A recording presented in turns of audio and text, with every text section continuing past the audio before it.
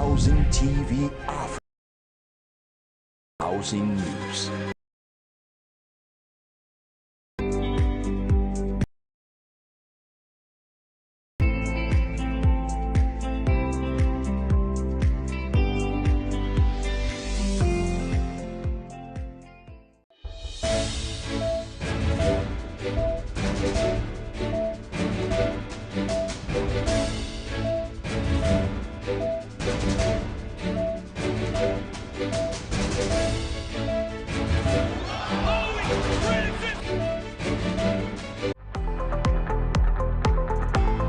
Get credible and authentic housing news at your fingertips by downloading the Housing TV mobile app. You can also join the Africa International Housing Show live from across the globe through the Housing TV mobile app.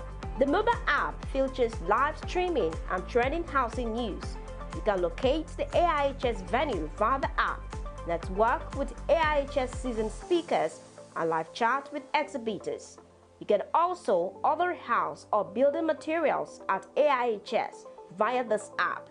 Download the Housing TV mobile app now from the App Store and Google Play Store. And don't forget to click on the notification button. Available for both iOS and Android users. Housing TV is also on Star Times, channel 149 decoder.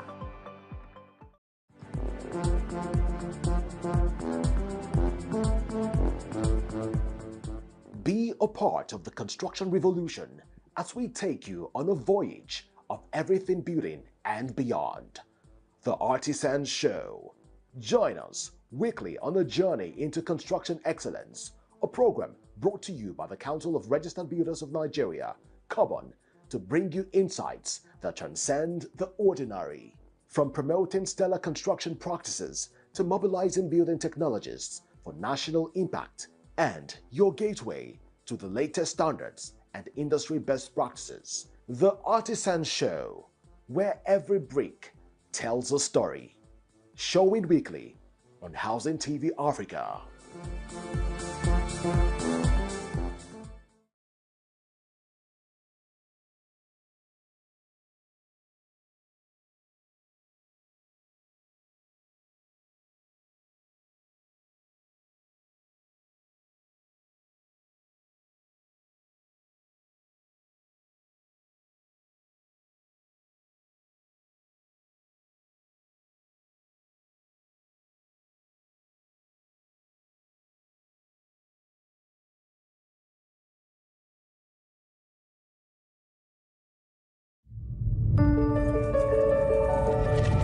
Housing TV Africa, your first in housing development broadcasting.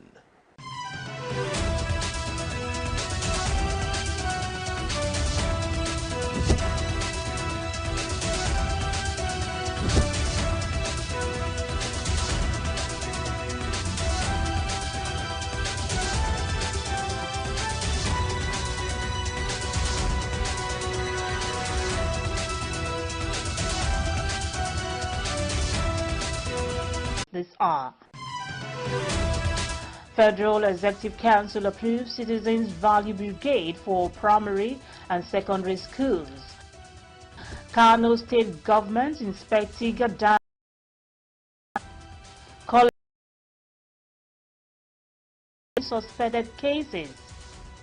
United Nations Habitat partners Ekiti State Government to boost housing and urban development. On the foreign scene, China rate cuts to address property market decline and economic slump announced.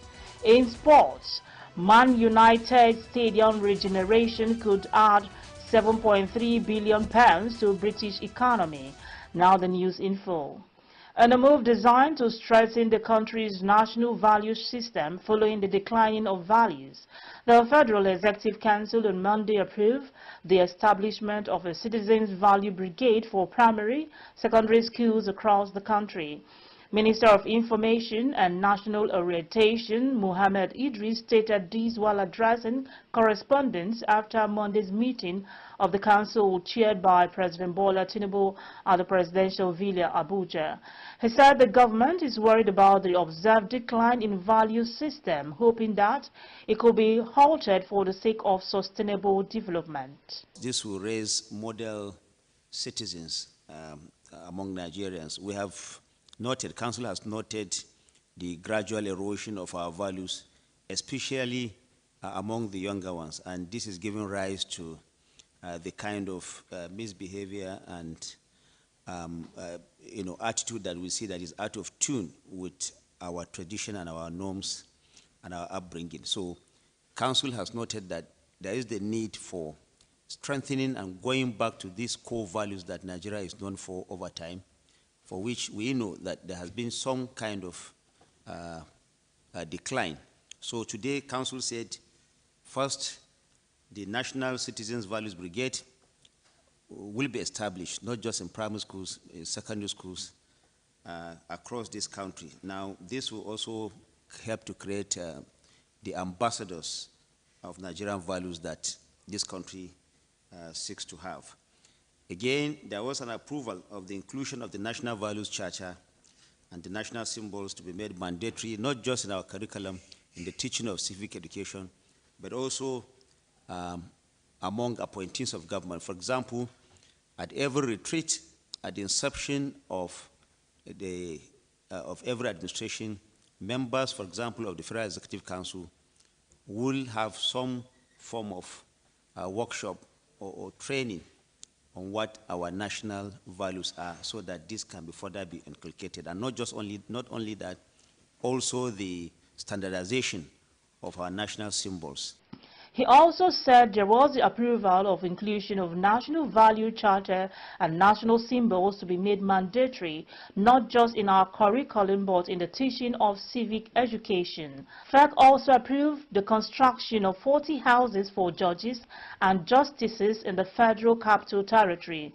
Minister of the FCT, Nyesom Wike, announced this during the post-FEC media briefing, saying that the 40 residencies will be constructed in the Katampe district, with 20 allocated to the FCT High Court, 10 to the Federal High Court, and 10 to the Court of Appeal, adding that the project is slated for completion within 15 months.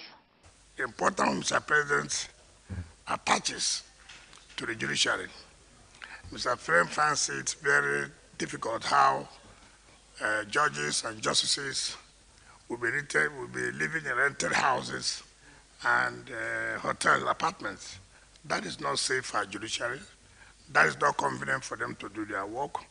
And so Mr. President directed that the FCT, through the FCDA, should immediately construct 40 number judges and justices quarters at Katampe district. Now what it means is that out of these 40, FCT High Court, which is like the FCT Court, will have 20. The Federal High Court will have 10, and the Court of Appeal will have 10.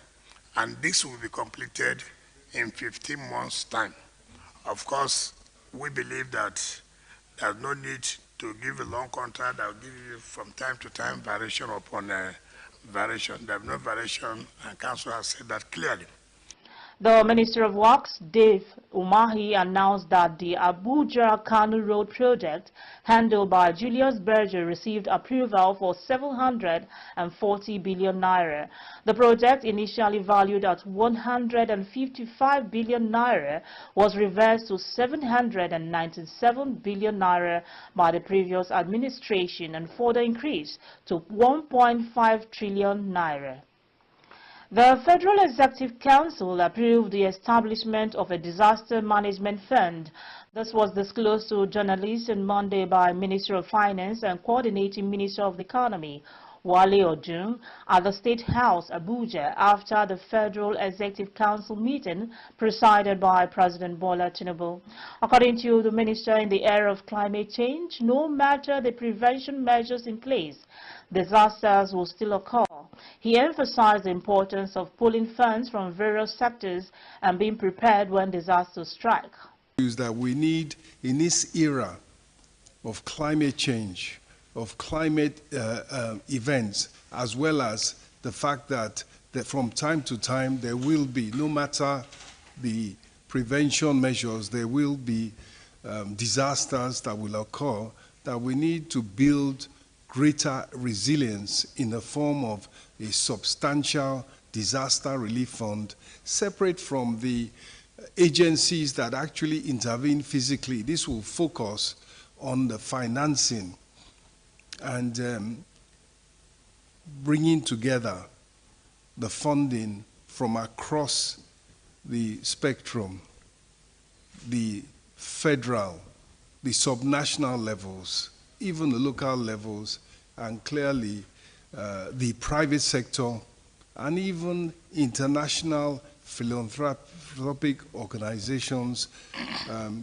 a best-in-class fund that would be led by top corporate governance, including leadership by the private sector at an appropriate level, probably heading it, in order to build for Nigeria a resilient response that is of adequate size, scale, and quality, and able to respond in such occurrences. Edu also revealed that the Council passed the Economic Stabilization Bill, which is largely based on the recommendation of the Fiscal Policy and Tax Reform Committee. He explained that this bill is aimed at implementing the committee's recommendations, including proposed amendment to the company's income tax. The Companies Income Tax Act, there's also a proposal to amend that, basically to allow Nigerians with the skills, the expertise, and the relevant relationships to be able to stay in Nigeria and provide services to foreign companies abroad without those companies having to come and register in Nigeria, thereby opening up a whole vista of employment opportunities, income opportunities, and entrepreneurship opportunities. So those are the types of measures that are contained in what is an omnibus bill. There are changes to the Fiscal Responsibility Act as well that affect, in particular, the government-owned enterprises and how they are to share their surpluses and how they are to put in place reserve funds for building surpluses from their revenues. As I say, it's very detailed, and of course, it will be available to the public. The Democracy and Development Election Analysis Center has asked the Independent National Electoral Commission to build upon positive aspects it observed during the subsequent elections at the just concluded 21st September Edo governorship election. The CDDEAC gave the advice at a post-election briefing in Abuja Monday on its findings as an independent observer group with 70 trained and accredited observers who cover the length and breadth of Edo State, including countering disinformation monitors. The report also commended INEC for the conduct of elections, especially as it concerns the performance of the Beavers and the IRF. It also commended the Edo State electorate who came out enthusiastically to vote for their preferred candidates despite minimal violence it observed in some local government areas and wards across the state. The report also recorded cases of overvoting in some major polling stations, majorly in Edo North and a few in some parts of Edo Central and South, among others. It also made some recommendations that will help assist INEC in the coming 16th November Ondo State governorship elections. Despite the late start in several polling units, the voting process went on smoothly. Furthermore, notwithstanding the political tension, due mainly to the identity-driven rhetoric and disinformation that characterized the electioneering campaign, the voting process on election day was largely peaceful. Despite 87% of PVCs having been collected, turnout was a paltry 25%. INEC should carefully review uploads on IREV against the announced results, and where there are discrepancies, INEC should take necessary remedial action. The chairman, CDD-EAC, Professor Adele Jinadu, blamed the desperation to win by all costs by Nigerian politicians as a big challenge to the nation's electoral process. I think there are questions, definitely questions, about the discrepancy between what was uploaded and what was finally recorded. But technology can be manipulated, and we need to be very, very alert that it is not the answer. People find ways of going around it. At the root of all of this is the attitude of our political leaders, the political class, in terms of going out to undermine the process. And I think we need to shift our focus towards that and seeing how we should be able to make also the political leaders accountable to us in terms of how they view elections. We cannot keep on going on like this. CDD calls for the continuous effort in voter education and media literacy campaigns to equip citizens about their rights in future elections. The Kano State government on Monday carried out an inspection of the Tiga Dam to ensure its safety following the recent flood disaster in Borno State, which raised concerns about dam safety nationwide. The inspection team, led by the Commissioner for Water Resources, Ali Makoda, visited the dam alongside experts from their respective ministries. Briefing newsmen during the event, Makoda stated that the inspection was carried out with experts from the Ministry of Water Resources, Works and Housing to assess the situation. Makoda referenced the recent situation at the Alo Dam, which has prompted widespread concern. The Borno State government has said that the northeastern state has recorded 40 suspected cases of cholera, just as it confirms a full-blown cholera infection of 2 persons. Baba Malam Ghana, a professor and commissioner for health, stated this on Monday in Maiduguri while flagging off integrated oral cholera and measles vaccination as well as vitamin A supplementation. According to him, the 2 confirmed cases were declared in the recent floods that devastated 70% of Maiduguri metropolis.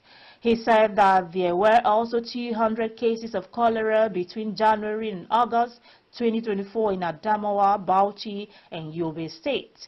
Reiterating the immunization of children, the commissioner noted that their vaccination against cholera and measles was critical in saving their lives to secure their future. According to him, the immunization exercises are also to be replicated in the 31 internally displaced persons camps. The United Nations Habitat has partnered with the Ekiti State government to enhance urban development and housing, with a strategic focus on integrating tourism with housing initiatives in the state. This collaboration was announced by Akintobi Olusomi, UN Habitat's technical support to Ekiti State and special advisor to the governor on land matters, during the institutional capacity support workshop on public-private partnership in urban development held in Ado-Ekiti on Monday. Olusomi outlined the key components of the partnership, which include the establishment of a state-of-the-art urban observatory to monitor development progress, a landmass development project to address housing shortages, and the introduction of a waste management system to minimize environmental impacts. Additionally, the partnership aims to foster public-private collaborations to improve infrastructure across the states. He emphasized the importance of private sector involvement in Ekiti's urbanization drive, noting that the state has launched a public-private partnership initiative to leverage private expertise and resources for urban development, housing projects, and tourism integration.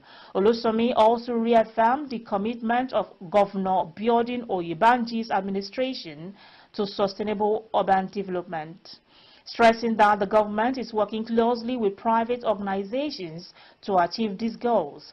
Mrs. Rosemary Odumbaka, Human Settlement Officer at UN Habitat, commended the Ekiti State government for its proactive efforts in housing and urban development.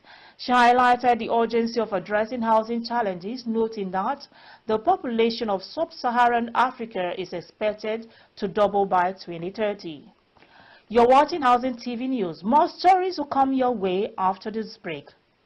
Visit Housing TV Africa on YouTube and click on the subscribe button. Subscribe to Housing TV Africa to stay updated on latest happenings in Nigeria's housing sector. Follow our social media pages, like and share our posts on Facebook, Housing TV Africa, on Twitter, Housing TV Africa, Instagram, Housing TV Africa. Join the conversation and keep up with latest housing updates.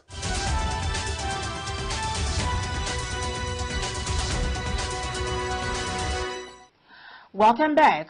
The Nigerian National Insurance Trust Fund has called for a joint tax force with the Federation of Construction Industry, FOSI, to have insurance cover for casual workers in the sector through the employees' compensation schemes. The firm's managing director, Oluwaseun Faleye, said that at FOSI's 68th annual general meeting recently in Abuja, Faleye said it was improper for thousands of casual workers in the construction industry to be left out of the coverage of the ECs. The NSITF board said this had resulted in the abandonment when workplace accidents or deaths occurred. A statement by its General Manager for Corporate Affairs, Nwachukwu Godson, said the NSITF board described such a situation as their anti-worker. The Taraba State government has issued a warning to residents of 6 local government areas of the state, Karim, Lamido, Lao, Adokola, Gaso, Wukari, and Ibi, about the risks of flooding due to the release of water into the Benue River by the Lagdom Dam authorities in Cameroon. This warning comes as Nigeria Hydrological Services Agency predicts severe flooding in several states, including Taraba, Adamawa, Benue, Nasarawa, Kogi, Edo, Delta, Anambra, Bayelsa, Cross Rivers, and Rivers.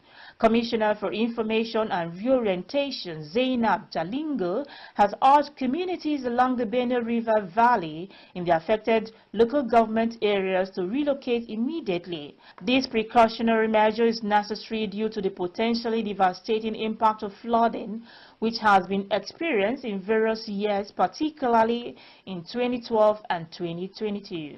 Flooding remains a significant concern in Nigeria, with millions displaced and thousands of homes destroyed in recent years. The country's food security is also at risk, as flooding affects major agricultural producing states, exacerbating the existing food crisis. The Chinese Central Bank reduced interest rates on commercial bank loans and reduced down payment for property purchases. China rolled out a raft of measures on Tuesday aimed at countering a prolonged downturn in its property market that is weighing on the world's second-largest economy. The chief of China's central bank said it will cut the amount of reserves banks are required to keep. It also slashed interest rates on its loans to commercial banks, reduced required down payment for some property purchases, and promised other moves to revive the slowing economy. A proposed regeneration of the area around Manchester United's Old Trafford Stadium could generate £7.3 billion annually for the British economy, according to an economic visibility study commissioned by the club. However, Mayor of Greater Manchester Andy Bohem said on Monday no public money will go towards the project. United are considering whether to pursue a £2 billion plan for a brand new 100,000-seater stadium or redevelop the existing 74-capacity Old Trafford. BUHAM has backed the ambition to redevelop the stadium alongside a mixed-use neighborhood featuring apartment blocks, shopping centers, and new public transport stations. Global advisory firm Oxford Economics revealed the regeneration project could deliver 92,000 new jobs, more than 70,000 new homes, and extra 1.8 million visitors per year to the area. That is the most you can take on housing news at this hour. Once again, a recap of our top stories. Federal Executive Council approves Citizens Value Brigade for primary and secondary schools. Kano State Government inspects Tigger Dam and need floods care. Cholera hits Borno as state records 40 suspected cases. United Nations Habitat Partners Ekiti State Government to boost housing and urban development. On the foreign scene, China rate call to address property market decline amid economic slump announced. In sports, Man United Stadium regeneration could add £7.3 billion to British economy. For more news in the housing sector, subscribe to Housing TV Africa on YouTube. Follow Housing TV Africa on all social media platforms. Download the Housing TV mobile app on Google Play Store and Apple Store. I am Flora Ani. Thanks for watching.